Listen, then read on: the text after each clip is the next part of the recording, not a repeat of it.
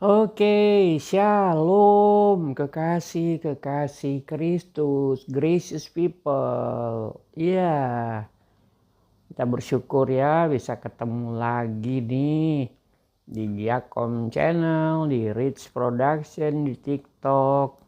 Yuk, sebelum mulai, jangan lupa ya, yang di Giakom Channel, yuk berlangganan yuk. Ya, subscribe jangan lupa, berlangganan, dukung pelayanan kami di Giakom Channel untuk membawa Injil kasih karunia, cerita tentang Yesus kepada lebih banyak orang. Dukung kami dengan Anda berlangganan, Anda menabur, mensupport kami dengan keuangan.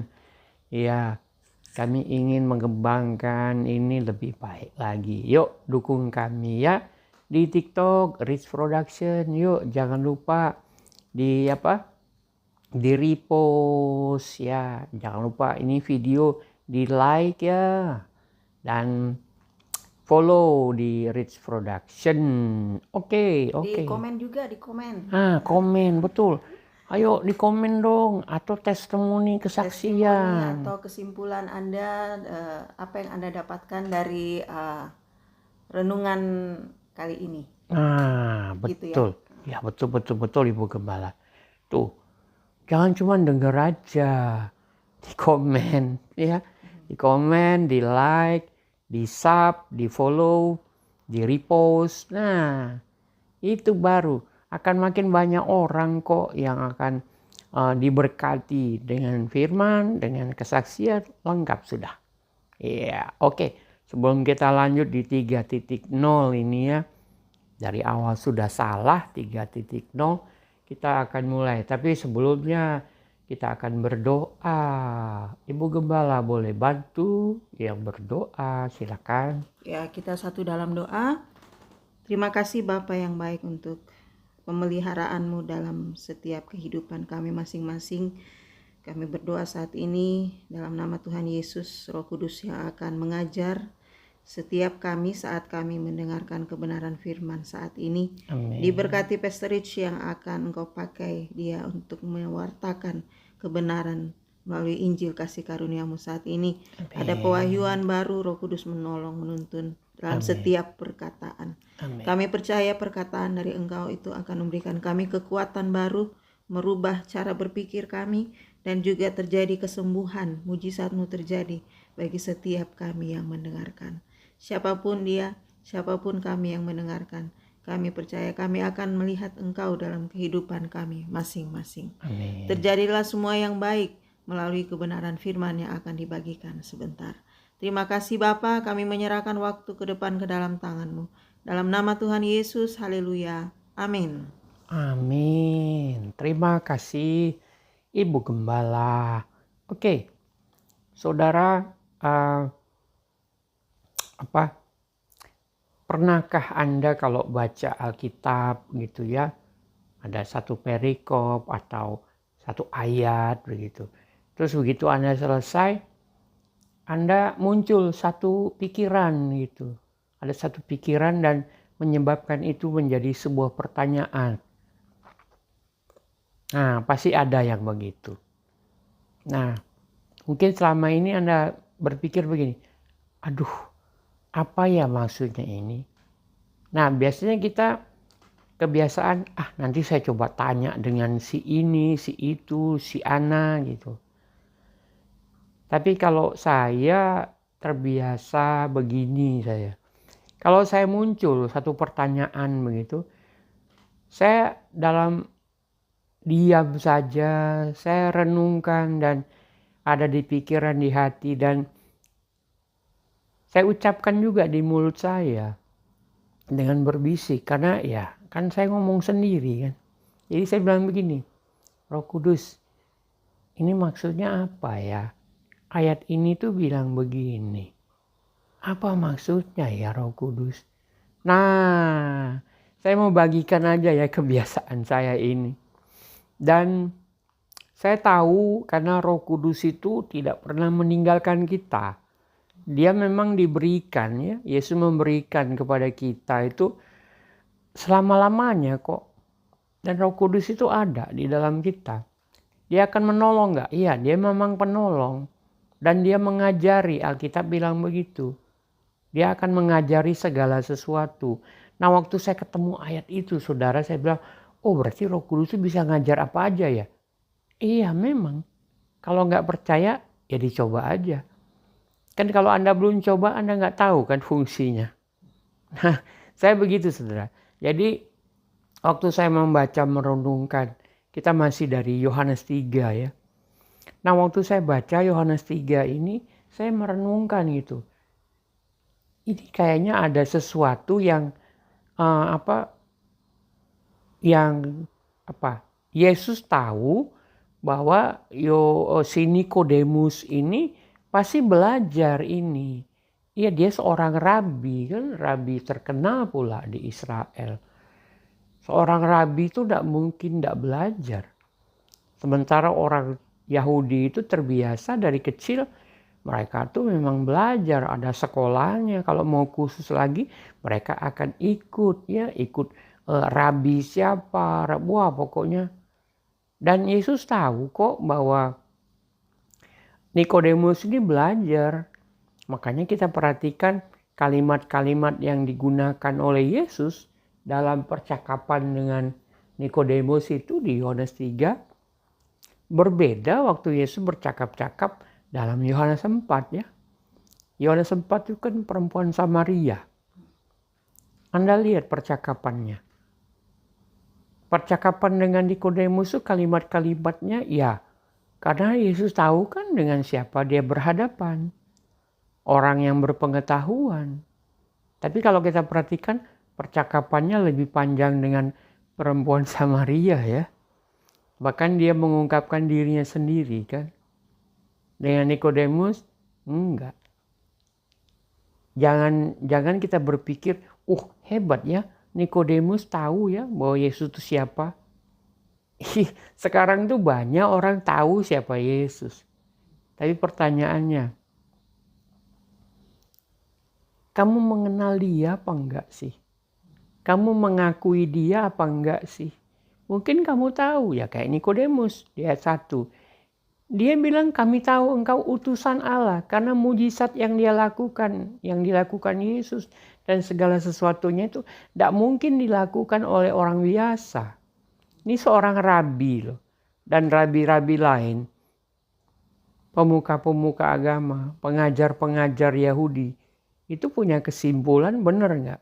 Betul sekali.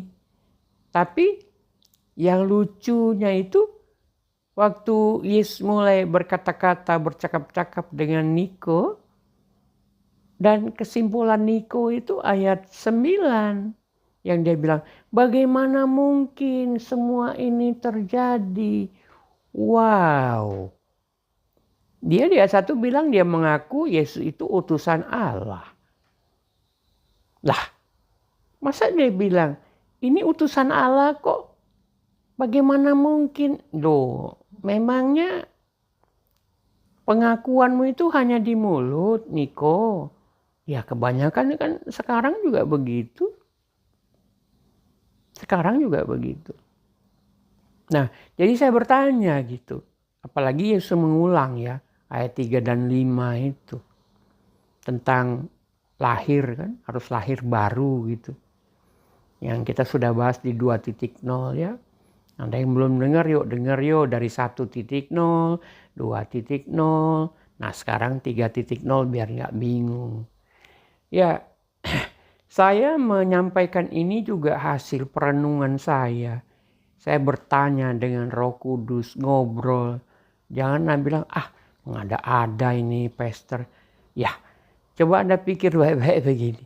Mungkin kita bilang, Tuhan berbicara kepada saya. Anda akan bilang, ini pendeta mah ada. Tuhan kok ngomong.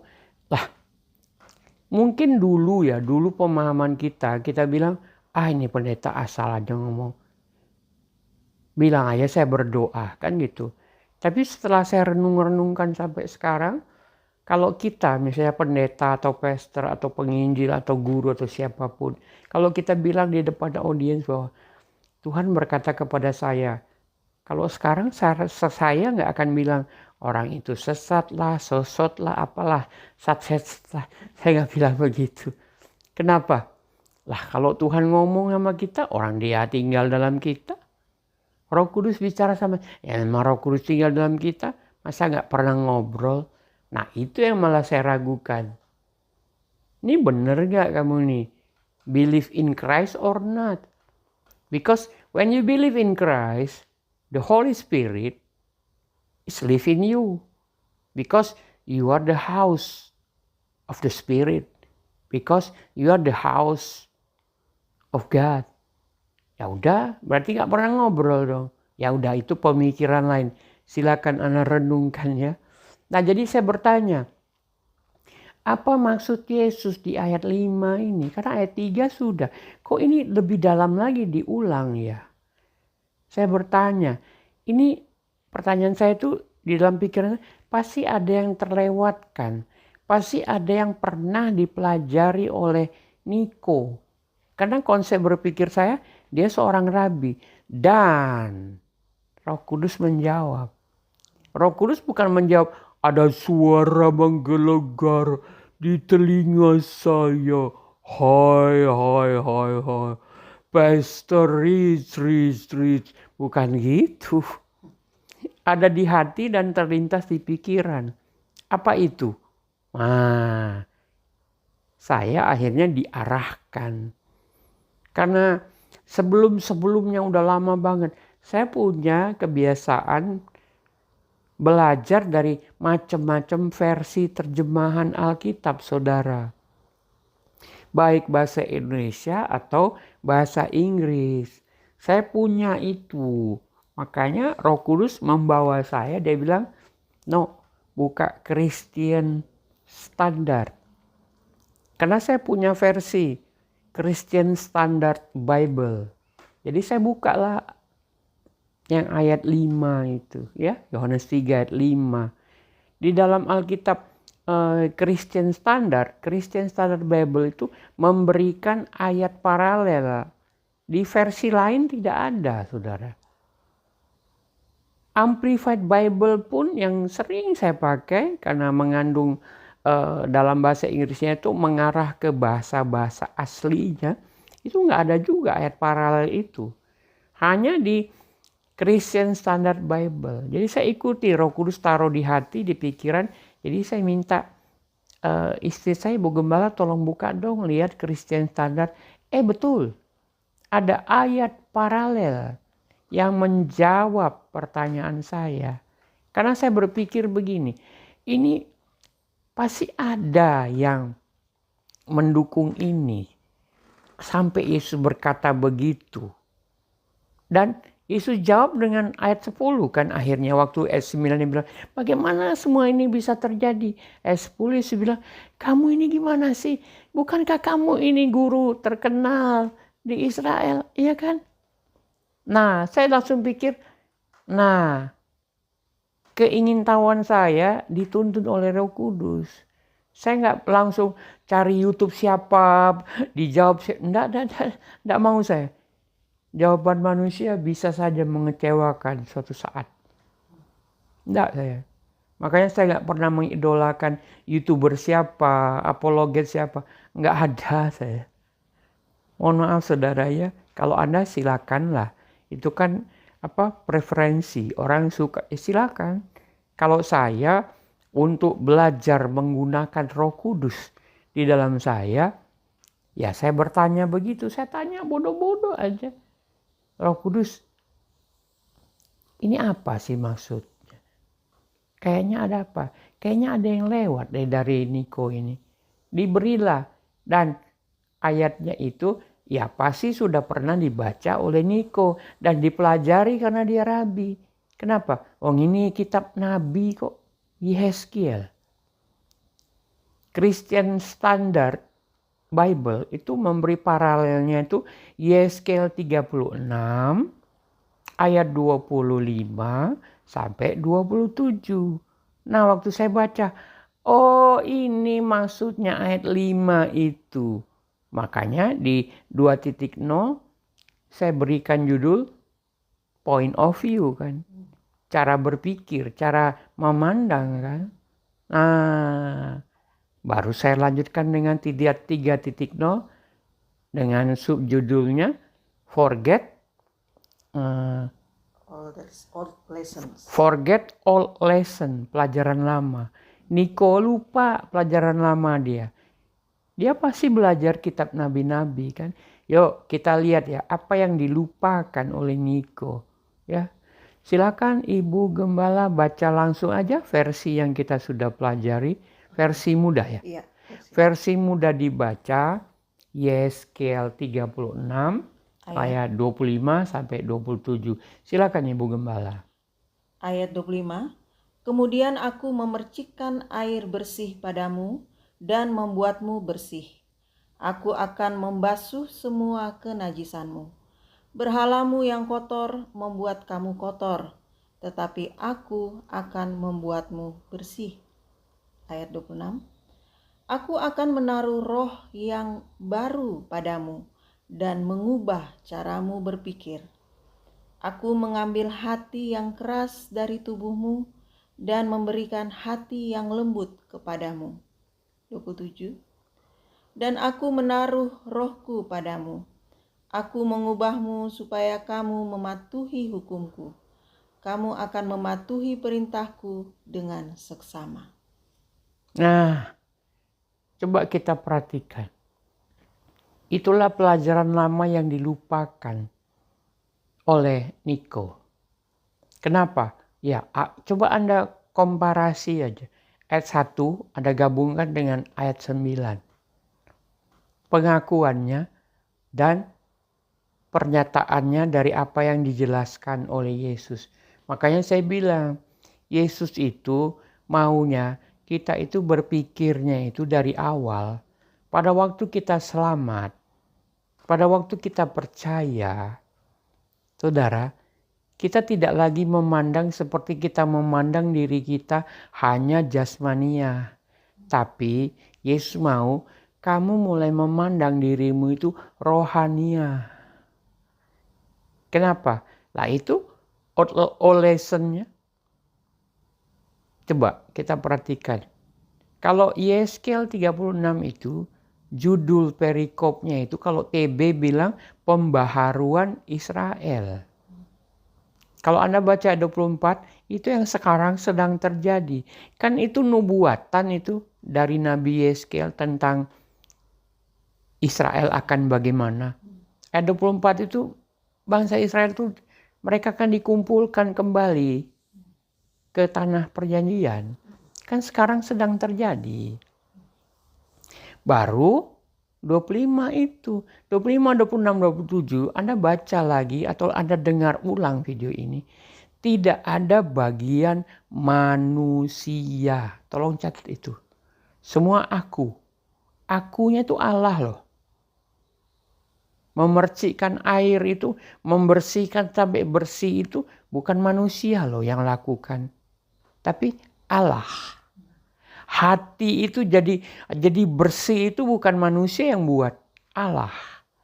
Roh itu bukan manusia yang minta, enggak. Allah yang beri, Allah yang menaruhnya. Nah, Niko berpikirnya gimana? Berpikirnya dia, makanya dia bilang, bagaimana semua ini bisa terjadi? Coba Anda bayangkan. Berarti dia sedang membandingkan diri dia dengan Yesus. Karena di pandangan dia, di pikiran dia, Yesus itu rabi. Bukan seperti mulutnya bilang utusan Allah. Paham saudara? Makanya saya bilang ayat 5 itu kita tidak bisa pandang itu jasmania. Ya kalau kita pinjam istilah Yohanes Pembaptis, kita akan bilang ini baptisan air dan baptisan roh. Kalau meminjam. Tapi kalau kita pakai yang Yesus ngomong ke Niko ini, Yesus mau ingetin. Bukan kamu Niko, tapi aku. Tapi Niko sama-sama dia memandang, Yesus ini rabi. Saya rabi juga kok. Rabi dan rabi bersaing kan. Untuk dapat apa? Untuk dapat murid kan. Jadi Nikodemus melupakan apa yang ada di Yeskiel 36 ayat 25 sampai 27. Tidak ada bagian manusia di situ. Tapi Allah sendiri yang mengerjakannya. Makanya saya bilang dia lupa pelajaran lama dia. Yuk kita jangan jangan terusin kesalahan ini terus menerus ya. Nggak, jangan. Anda boleh belajar, Anda boleh tahu sampai bilang, oh iya saya tahu Yesus. Lanjutkan pertanyaannya, tapi saya belum kenal dia. Kenapa? Anda tidak mau mengakui kan? Nikodemus mengakui nggak? Enggak, dia bilang bagaimana semua ini bisa terjadi. Dia tidak percaya bahwa Yesus bisa bikin yang namanya lahir baru itu tanpa dia harus lahir dari dalam kandungan ibunya. Karena Yesus nggak bicara jasmani, Yesus bicara rohani. Yeskiel 36 ayat 25 sampai 27 itu rohani semua itu, walaupun itu PL. Tapi itu bicaranya rohani. Pikir aja, bagaimana mungkin? Tidak bisa. Bahkan coba ayat 25, ulang sayang, versi muda itu. Yang kotor kan? Coba baca tolong.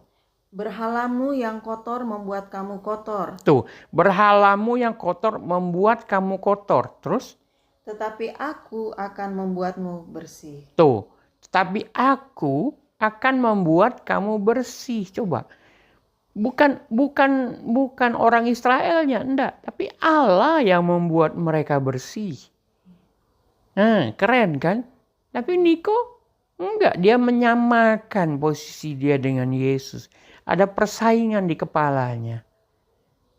Padahal dikatakan roh yang baru diberi itu untuk pikiran kan? Iya. Ayat berapa tuh?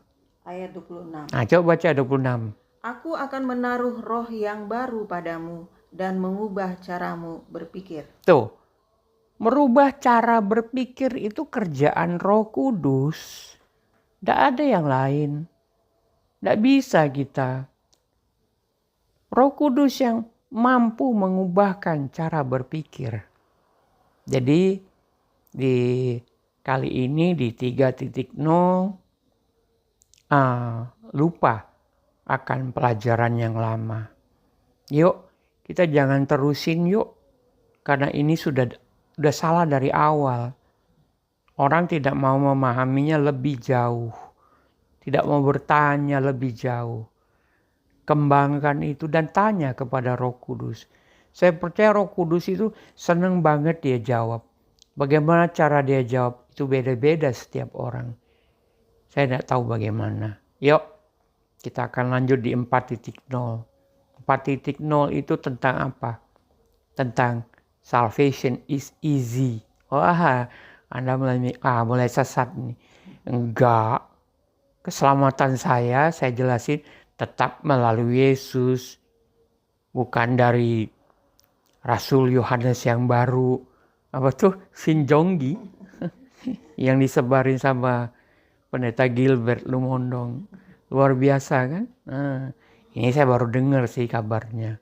Andalah buktikan sendiri. Saya cuma dengar kok. Oke, tenang. Roh Kudus ada di dalammu. Yuk bertanya yuk. Dia akan mengajari segala sesuatu. Jangan teruskan kesalahan dari awal ini ya. Kita berdoa. Bapa terima kasih.